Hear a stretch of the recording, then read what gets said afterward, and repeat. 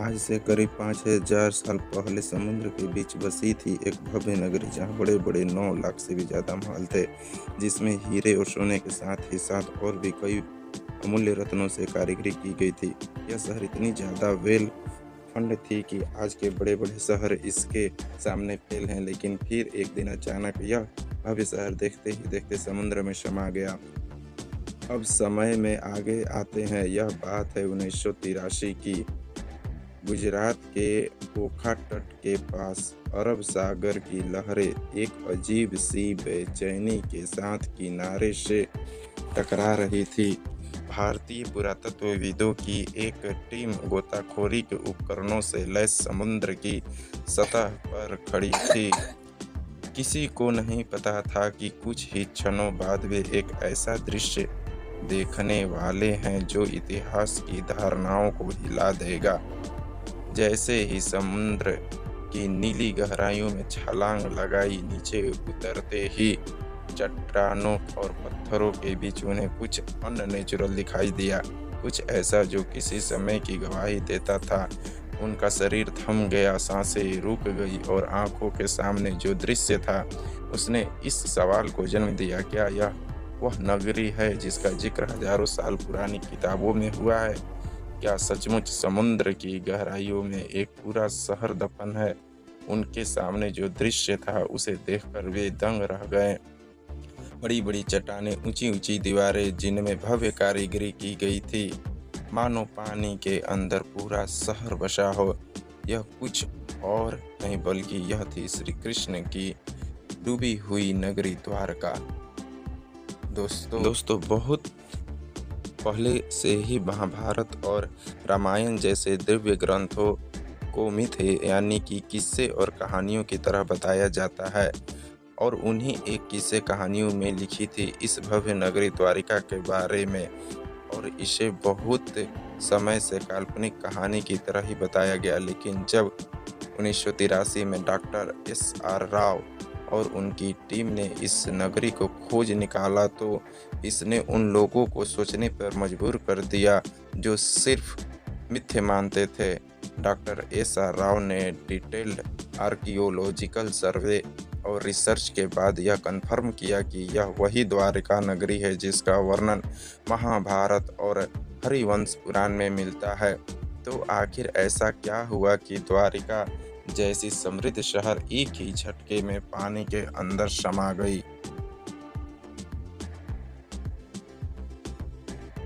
और रिसर्च के दौरान डॉक्टर राव और अन्य आर्कियोलॉजिस्ट को ऐसा क्या मिला जिसने उन्हें चौंका कर रख दिया? तो आज की इस डॉक्यूमेंट्री में हम जानेंगे उस द्वारिका के निर्माण की कहानी जिसे समुद्र की लहरों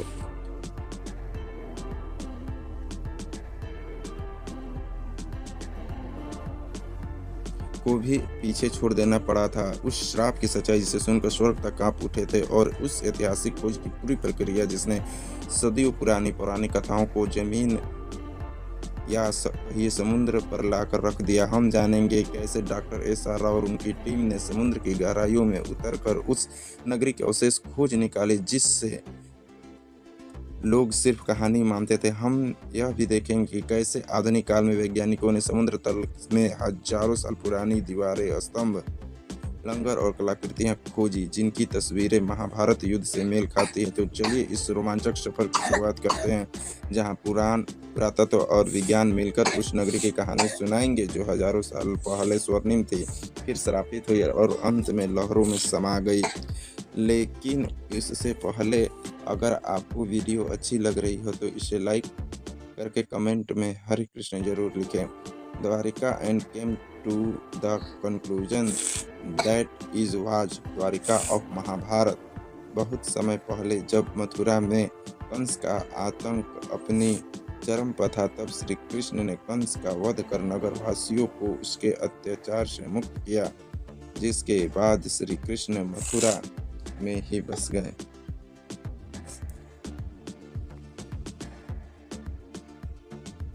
बहुत समय पहले जब मथुरा में कंस का आतंक अपनी चरम पर था, तब श्री कृष्ण ने कंस का वध कर नगर वासियों को उसके अत्याचार से मुक्त किया, जिसके बाद श्री कृष्ण मथुरा में ही बस गए। लेकिन कंस की मृत्यु से क्रोधित होकर कंस के ससुर जरासंध ने मथुरा पर लगभग 17 बार आक्रमण किए। हालांकि इन हमलों में जीत श्री कृष्ण की हुई, पर बार बार इन हमलों से परेशान होकर श्री कृष्ण ने मथुरा छोड़कर चले जाना ही उचित समझा और इस निर्णय ने उन्हें प्रेरित किया एक असाधारण नगरी के निर्माण करने का, जो थी द्वारिका। श्री कृष्ण समुद्र तट पर गए और समुद्र देव से प्रार्थना की कि हे वरुण देव, मुझे मेरी प्रजा के लिए शांति और सुरक्षा चाहिए। मुझे अपनी गोद से एक टुकड़ा भूमि दो जहां मैं नई नगरी बसाऊं। वरुण देव मुस्कुराए और उन्होंने श्री कृष्ण को समुद्र के बीच 12 योजन यानी कि लगभग 153.6 किलोमीटर भूमि दान में दी, जिसके बाद गॉड ऑफ आर्किटेक्ट यानी आकाश को छू रही थी इस नगरी दीवारें सोने के भव्य निर्माण चांदी के नगर के चारों ओर विशाल द्वार थे, इसीलिए इस नगरी का नाम पड़ा द्वारिका यानी द्वारों का नगर। हवाओं में सुगंधित फूलों की खुशबू थी, गलियों में मोर नाचते थे और बीचों बीच बना श्री कृष्ण का महल तो ऐसा प्रतीत होता था मानो स्वर्ग पृथ्वी पर उतर आया हो। नगर की सड़कों को इस तरह बनाया गया था कि वे सीधे बंदरगाह तक पहुंचती थी। समुद्र से व्यापार के लिए विशेष गाड़ियां बनाई गईं जहां जहाज आसानी से जा सके। शहर में जल आपूर्ति के लिए सिंचाई प्रणाली थी जो उस काल में अत्यंत दुर्लभ मानी जाती थी। स्वच्छ जल के तालाब, हरे भरे बाग और सजे हुए बाजार इस नगरी को न केवल सुंदर बल्कि पूरी तरह आत्मनिर्भर बनाते थे। भगवत पुराण के अनुसार द्वारिका में कुल 900 से अधिक भव्य महल थे जो चंद्रकांत, हीरा, मणि और सोने से बने थे। श्री कृष्ण ने स्वयं उन महलों को अपने प्रियजनों के लिए बनवाया था। बलराम, रुक्मणी, सत्यभामा, जाम्बवंती और अन्य रानियों के लिए अलग अलग राजमहल। यह महल न सिर्फ वास्तुकला का चमत्कार थे बल्कि अध्यात्म और भक्ति का प्रतीक भी। लेकिन यह अंत नहीं था। अब शुरू होने वाला है वह अध्याय जिसने द्वारिका को कालातीत बना दिया। एक ऐसा नगर जिसे स्वयं भगवान ने बसाया, देवताओं ने सजाया और समय ने इतिहास में दर्ज कर दिया। लेकिन जहां निर्माण होता है वहीं विनाश भी इंतजार करता है। द्वारिका की यह स्वर्ण गाथा आगे चलकर एक ऐसे श्राप की छाया में डूबेगी जिसकी कल्पना तक किसी ने न की थी। महाभारत का युद्ध समाप्त हो चुका था।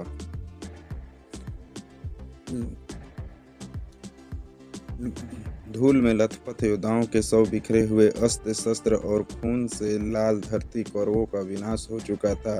अपने पुत्रों की यह दशा देखकर गांधारी काफी क्रोधित हो गई। उनका मानना था कि यदि श्री कृष्ण चाहते तो यह युद्ध होता ही नहीं, परंतु ऐसा नहीं किया, जिससे क्रोधित होकर गांधारी ने श्री कृष्ण को श्राप दिया कि जिस प्रकार मेरे वंश का विनाश हुआ है ठीक उसी प्रकार तुम्हारे वंश का भी विनाश। इस श्राप ने यदुवंश के विनाश की नींव रख दी। लेकिन एक और कारण जिसके चलते द्वारिका का विनाश हुआ। दरअसल एक समय की बात है, द्वारिका के पास एक स्थल जिसका नाम पिंडराक था। वहाँ एक दिन प्रमुख ऋषि गण पधारे। इनमें विश्वामित्र, वशिष्ठ, नारद, कर्ण, दुर्वासा जैसे महान ऋषि मुनि थे। उन ऋषियों को देख श्री कृष्ण के पुत्र शांब और उनके मित्रों ने शरारत करते हुए सोची कि शाम ने एक गर्भवती स्त्री का रूप धारण कर लिया। उन ऋषियों के पास पहुंची। इस बात से अनजान कि वे ऋषि कोई साधारण संत साधु नहीं बल्कि त्रिकालदर्शी थे, जिन्हें सब कुछ मालूम था। शांब और उसके मित्र उनके निकट गए और उनकी तपस्या भंग कर ऋषियों से अपने होने वाले बच्चे के बारे में पूछने लगे। अपना इस तरह अपमान होता देख मुनिगण गुस्सा हो गए और उन्होंने शाम को यह श्राप दिया कि तुम एक लोहे के मूसल को जन्म दोगे जो यदुवंश के विनाश का कारण बनेगा। शाम और उसके साथी भयभीत हो गए। उन्होंने माफ़ी मांगी पर अब कुछ नहीं हो सकता था। कुछ दिनों बाद वही हुआ जो भविष्यवाणी की गई थी। जब शाम सुबह उठा तो उसके कपड़ों में एक भारी भरकम मुसल मिला। यह दृश्य देख यदुवंश चिंतित हो गए और जब यह बात श्री कृष्ण के नाना राजा उग्रसेन को पता चली तो उन्होंने मूसल के छोटे-छोटे टुकड़े कर समुद्र में फेंकने का आदेश दिया और जैसे ही यह टुकड़े समुद्र में फेंके गए, एक विशाल मछली ने वह टुकड़े खा लिए। कुछ समय बाद जब कुछ मछुआरों ने उस मछली को पकड़ा और जब उसे काटा गया तो उसके पेट से लोहे के टुकड़े निकले। उन मछुआरों ने वह टुकड़े एक जरा नामक शिकारी को बेच दिए। अब वह शिकारी इन टुकड़ों से अपनी तीर बना रहा था और दूसरी ओर द्वारिका में स्थिति धीरे धीरे खराब होने लगी थी। गांधारी के श्राप का असर दिखाई देने लगा था। जैसे जैसे समय बीतता गया यदुवंश के लोगों में अहंकार बढ़ता गया। भोग विलास, मदिरा और दुराचार ने धर्म और मर्यादा का स्थान ले लिया था। नैतिकता समाप्त हो चुकी थी। फिर एक दिन जिसे आज भी प्रभास त्रिकाल के नाम से जाना जाता है, यदुवंश के वीरों ने समुद्र के किनारे एक उत्सव आयोजित किया। शराब, घमंड और गाली गलौच ने मिलकर उस उत्सव को युद्ध भूमि में बदल दिया। वे आपस में ही लड़ने लगे। जिस हथियारों से उन्होंने युद्ध जीते थे उन्हीं से वे एक दूसरे को मारने लगे। श्री कृष्ण समझ चुके थे कि अब विनाश निकट है, जिसके पश्चात वे वन की ओर चल पड़े और वहां एक वृक्ष के नीचे विश्राम करने लगे। तभी वहां वह शिकारी पहुंचा जिसने उस मुसल के टुकड़े से तीर बनाए थे। उस शिकारी ने श्री कृष्ण को हिरन समझकर उन पर तीर चला दी और जैसे ही तीर श्री कृष्ण के पैरों में लगी उन्होंने यह लोक त्याग दिया और उनकी मृत्यु के साथ ही पूरी द्वारिका नगरी पानी में समा गई। इस प्रकार द्वारिका का वह भव्यशाली अध्याय समाप्त हुआ। वह नगर जिसे स्वयं भगवान ने बसाया था, जिसने एक युग देखा था, अब रह गया केवल शास्त्रों के पन्नों में और समुद्र की खामोशी में छिपी एक अमर स्मृति के रूप में। लेकिन यह क्या अंत है? क्या यह श्री कृष्ण के मृत्यु के पश्चात? और क्यों श्री कृष्ण आज भी जिंदा हैं? अर्जुन ने क्या भूमिका निभाई? यह सब जानने से पहले हम यह जान लेते हैं कि आज के समय में कहानी कही जाने वाली द्वारिका नगरी को कैसे खोज निकाला गया और क्या सच में वही द्वारिका नगरी है जो श्री कृष्ण ने बनवाई थी। चलिए अब जानते हैं इसका असली इतिहास और रहस्य। लेकिन उससे पहले यह आपको यह वीडियो ज्ञानपूर्वक लग रहा हो तो इसे आप दोस्तों, रिश्तेदारों और अन्य भक्तों को जरूर शेयर करें। बहुत लंबे समय तक द्वारिका को सिर्फ एक पौराणिक नगरी माना जाता था। श्रीमद् भागवत पुराण, विष्णु पुराण, हरिवंश पुराण और महाभारत में इसके भव्य विवरण तो थे, लेकिन भौगोलिक रूप से यह कहाँ थी, यह रहस्य बना हुआ था। अधिकांश विद्वान मानते थे कि यह एक धार्मिक कथा बस है, कोई ऐतिहासिक सच्चाई नहीं। लेकिन यह सोच पहली बार 1930 के आसपास हिली जब गुजरात के सौराष्ट्र इलाके में कुछ मछुआरों गोताखोरों ने समुद्र के अंदर अजीब पत्थरों और ढांचों को देखने की बात बताई। यहाँ तक कि कुछ पायलटों ने जो अरब सागर के ऊपर उड़ान भर रहे थे बताया कि उन्होंने पानी के नीचे सीधी रेखाओं जैसी आकृतियाँ देखी है, जैसे कोई पुराना शहर हो। यहीं से उस राज की तलाश शुरू हुई जिसने एक प्राचीन कहानी को एक खोज में बदल दिया। फिर आया साल 1963 जब भारतीय पुरातत्व सर्वेक्षण विभाग यानी कि ASI ने पहली बार बेट द्वारका के पास खुदाई शुरू की। यह वही इलाका था जिसे स्थानीय लोग सदियों से भगवान श्री कृष्ण की नगरी मानते आए थे। खुदाई में वहां से कई प्राचीन बर्तन, मूर्तियां और पक्के ढांचे मिले। इससे यह तो साबित हो गया कि यह जगह काफी पुरानी है, लेकिन इससे द्वारिका का असली पहचान अभी भी पूरी तरह साफ नहीं हुई थी। इसके कुछ साल बाद 1970 के दशक में एक और बड़ा सुराग मिला। जामनगर के सरकारी रिकॉर्ड में एक प्राचीन ताम्रपत्र का जिक्र था जो करीब 6वीं शताब्दी का बताया गया। यह ताम्रपत्र सिद्धांत नाम के राजा से जुड़ा था और उसमें साफ साफ लिखा था कि यहाँ भगवान श्री कृष्ण निवास करते थे। यह ऐसा पहला ऐतिहासिक दस्तावेज था जिसमें धर्म और इतिहास आपस में जुड़ते नजर आए। इससे इतिहासकारों को पहली बार यह लगा कि द्वारिका सिर्फ एक कल्पना नहीं बल्कि शायद एक खोया हुआ सच है। इसके बाद इस खोज को सही दिशा दी एस.आर. राव ने। वे एस.आई. के वरिष्ठ अधिकारी थे और भारत के शुरुआती समुद्री पुरातत्वविदों में से एक माने जाते थे। उन्हें महाभारत और पुराने ग्रंथों की बातों पर भरोसा था। उन्होंने उन विवरणों की तुलना आधुनिक समुद्री नक्शों से की और पाया कि अगर द्वारिका सच में कभी बसी थी तो वह गुजरात के पश्चिमी तट पर ही रही होगी। इसी सोच से 1979 में पहली बार भारत में समुद्र के नीचे पुरातात्विक खोज की नींव रखी गई। डॉक्टर राव ने गोवा स्थित नेशनल इंस्टीट्यूट ऑफ ओशनोग्राफी यानी कि NIO की मदद ली और एक नई खोज का अभियान शुरू किया। यह काम आसान नहीं था। न तो उस दौर में भारत के पास अच्छे उपकरण थे, न ही आधुनिक तकनीक। फिर भी उन्होंने स्थानीय मछुआरों और गोताखोरों, पुरानी नावों और शुरुआती सोनार तकनीक की मदद से समुद्र के अंदर छिपे राज को ढूंढना शुरू किया। और इसी दौरान समुद्र की सतह के नीचे उन्हें कुछ ऐसे ढांचे दिखाई देने लगे जो किसी भी नज़रिए से प्राकृतिक नहीं लगते थे। वहाँ पत्थरों की लंबी दीवारें थी, बड़े बड़े खंभे थे और ऐसा लंगर भी मिले जो साफ बताते थे कि वहाँ कभी जहाज आते जाते रहे होंगे। यानी यह सब जगह एक पुराना बंदरगाह रहा होगा। लेकिन यह तो बस शुरुआत थी, असली खुलासे तो अभी बाकी थे। 1979 की खोज ने एक ऐसा दरवाज़ा खोल दिया था जिसके पीछे छुपी थी एक बहुत पुरानी, लगभग भूली हुई कहानी। अब 1980 का दशक उस कहानी को सच साबित करने के लिए जिद बन चुका था और इस जिद का सबसे बड़ी वजह थे डॉक्टर एस.आर. राव।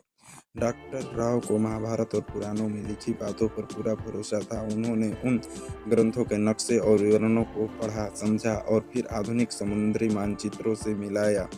उन्हें यकीन था कि श्री कृष्ण की वो नगरी जिसे दुनिया ने बस एक कहानी मान लिया था, वो कहीं न कहीं अरब सागर के नीचे आज भी मौजूद है। लेकिन उनका यह सफ़र बिल्कुल भी आसान नहीं था। उस समय भारत में समुद्री खुदाई यानी कि मरीन आर्कियोलॉजी एक बिल्कुल नया क्षेत्र था। न सरकार के पास इन काम के लिए पर्याप्त पैसा था, न वैज्ञानिकों को इस बात पर भरोसा कि समुद्र के नीचे कोई शहर भी हो सकता है। बहुत सारे लोगों ने इस प्रयास को बस धार्मिक सोच का हिस्सा मानते थे। कई लोगों ने डॉक्टर राव से कहा कि पुरानी कथाओं को इतिहास से जोड़ने का क्या फ़ायदा, लेकिन उन्होंने कभी हार नहीं मानी। डॉक्टर राव ने ASI और गोवा के नेशनल इंस्टीट्यूट ऑफ ओशनोग्राफी के साथ मिलकर एक समुद्री अभियान शुरू किया।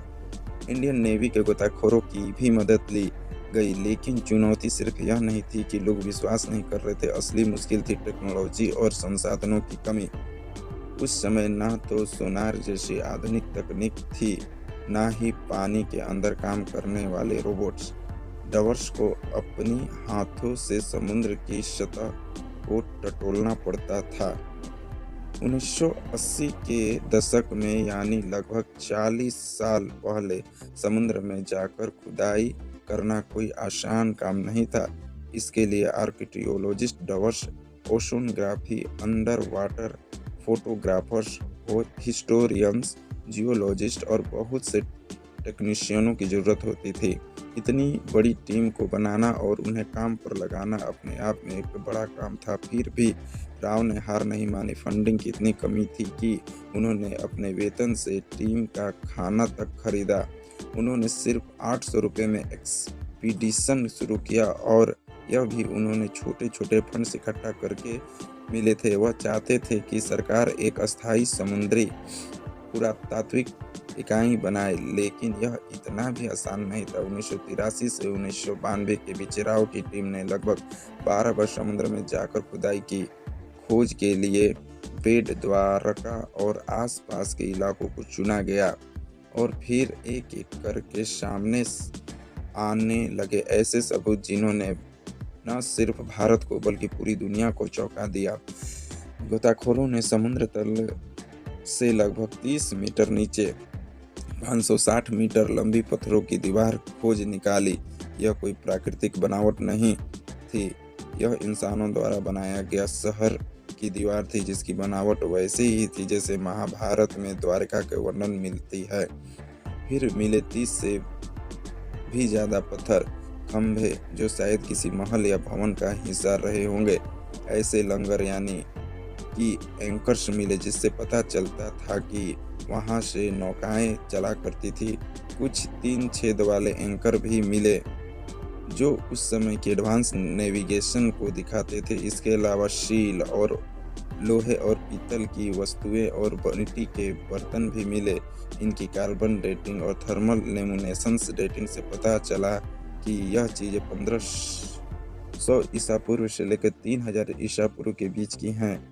और तो और एक बर्तन तो 9000 साल पुराना निकला, जिसने वैज्ञानिकों को भी हैरान कर दिया। परंतु दुनिया भर के बहुत सारे इतिहासकारों ने इसे मानने से इनकार कर दिया। उन्हें यह एक माइथ रिवाइवल यानी सिर्फ धर्म को प्रचारित करने की कोशिश लगी। लेकिन डॉक्टर राव का जवाब साफ था, मैं ग्रंथों को धार्मिक किताबों नहीं ऐतिहासिक दस्तावेज मानता हूँ। जब रोम, एथेंस और बाबुल जैसे शहरों की खुदाई हो सकती है तो द्वारिका की क्यों नहीं।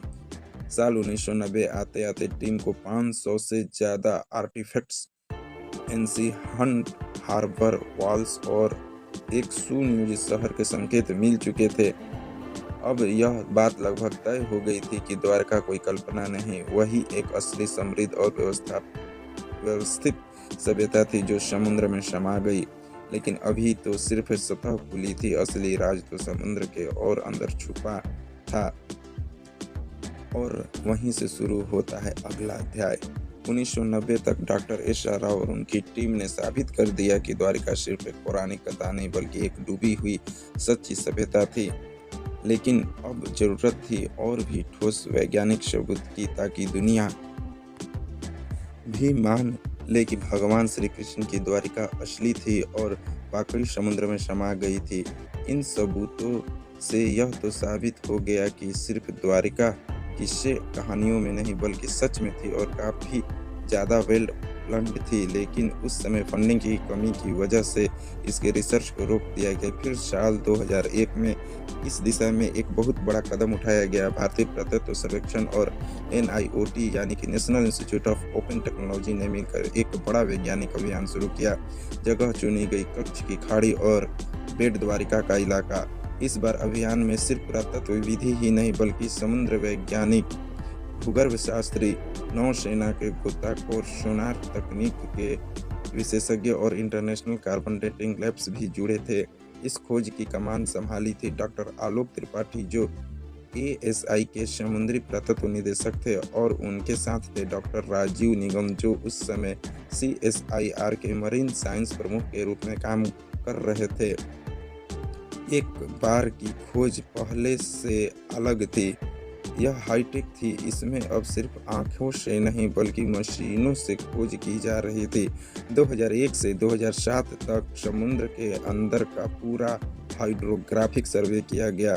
एडवांस सोनार और सब बॉटम प्रोफाइल जैसे मॉडर्न उपकरणों से समुद्र की परतों का डिजिटल नक्शा बनाया गया। वैज्ञानिकों ने करीब 4000 वर्ग मीटर का समुद्र का हिस्सा स्कैन किया और जो मिला उसने सबको हैरान कर दिया। समुद्र की गहराई में मिले यह बहुत बड़े चौकोर पत्थर के ब्लॉक जो किसी नगर की नींव जैसे लग रहे थे। चूना पत्थर यानी कि लाइमस्टोन के टुकड़े जो शायद इतनी शानदार इमारतों के अवशेष थे। टेराकोटा शिल्स जिन इन पुराने चिन्ह बने थे, पुराने लंगर जो बताते थे कि यहाँ कोई एशियंट बंदरगाह था, साथ ही नाली और सिंचाई व्यवस्था जो दिखाती थी कि उस समय का शहर कितनी सोच समझकर बसाया गया था। अब बारी थी सबसे बड़े टेस्ट की, कार्बन डेटिंग की। सभी आर्टिफैक्ट्स को भारत और विदेश की प्रयोगशालाओं में भेजा गया और जब नतीजे आए तो वैज्ञानिकों और इतिहासकारों को भी झटका लगा। कई चीज़ें करीब 9000 साल पुरानी निकली, यानी यह तो हड़प्पा सभ्यता से भी पहले की थी।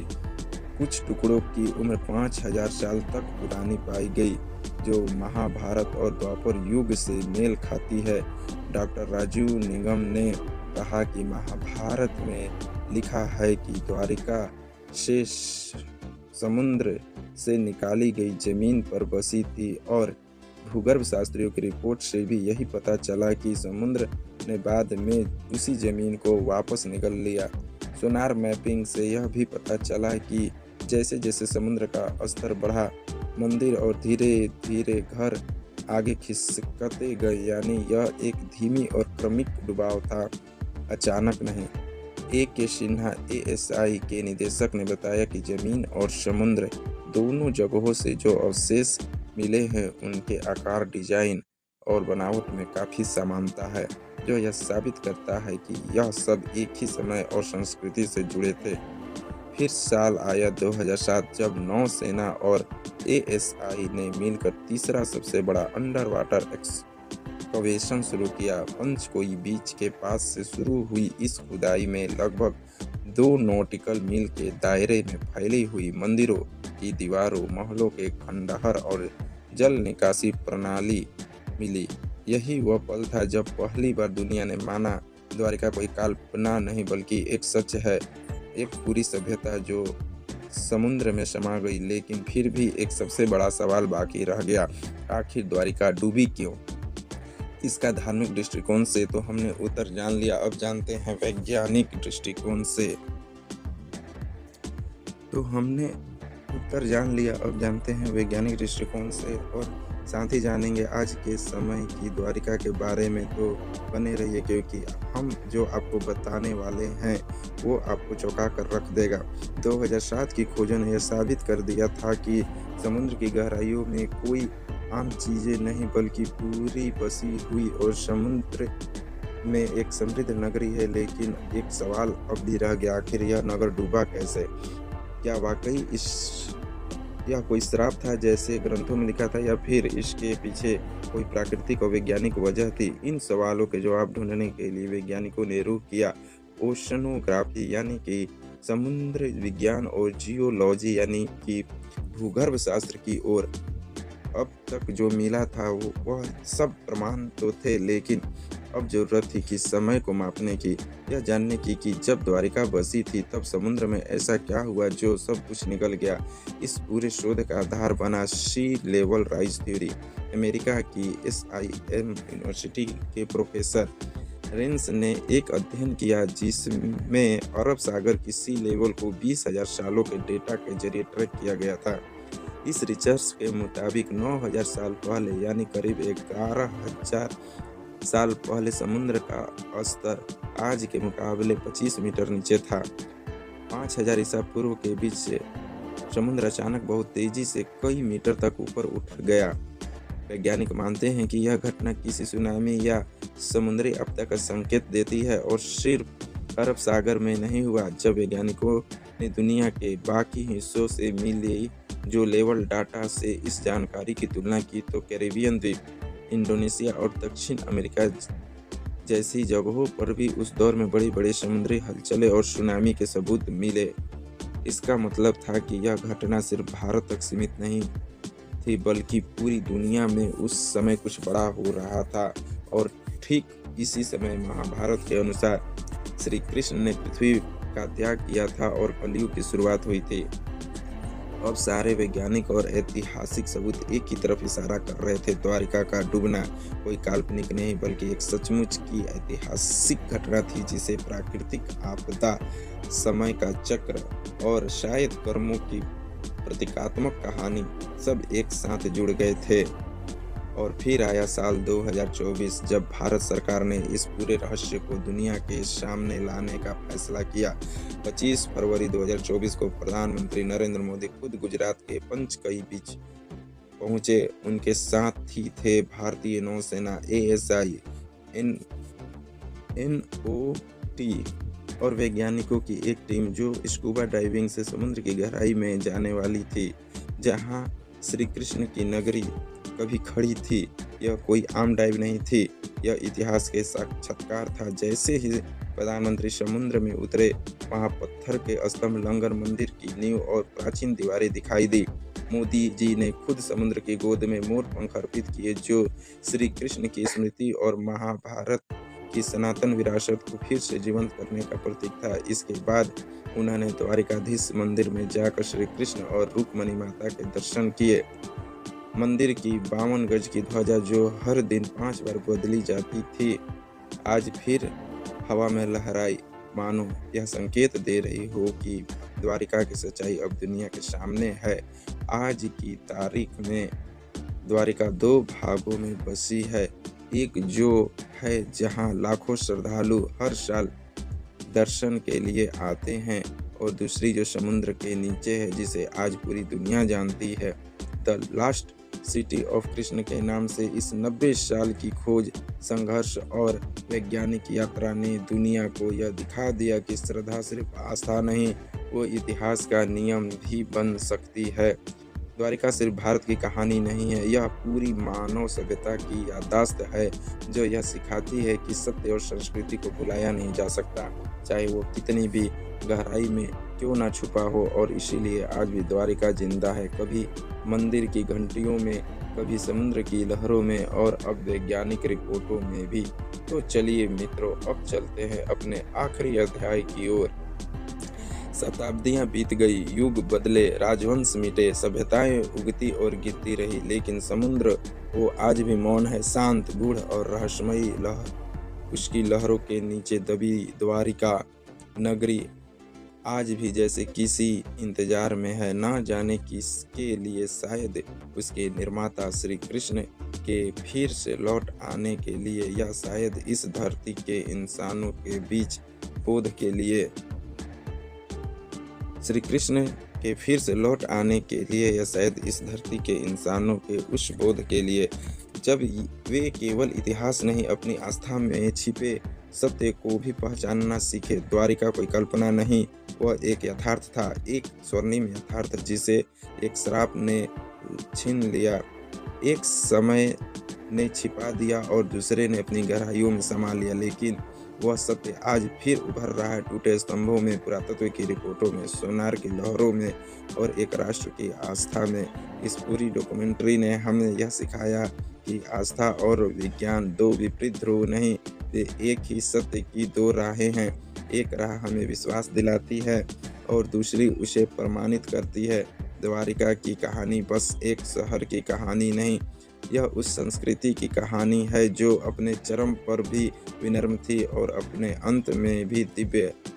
यह उस ईश्वर की नगरी की कहानी है जिसने अपने जीवन से कर्म का सार बताया और अपने अंत से संयम और स्वीकृति का। और अगली बार आप समुद्र की लहरों को देखे, जरा ठहरिएगा, शायद किसी अगाध गहराई से आपकी कोई बांसुरी की धुन सुनाई दे रही हो, और द्वारिकाधीश अब भी आपको पुकार रहे हों अपने नगर से, अपने सत्य से, क्योंकि कुछ कहानियां खत्म नहीं होती, वो सिर्फ इंतजार करती है दोबारा जगाए जाने की। जय द्वारिकाधीश।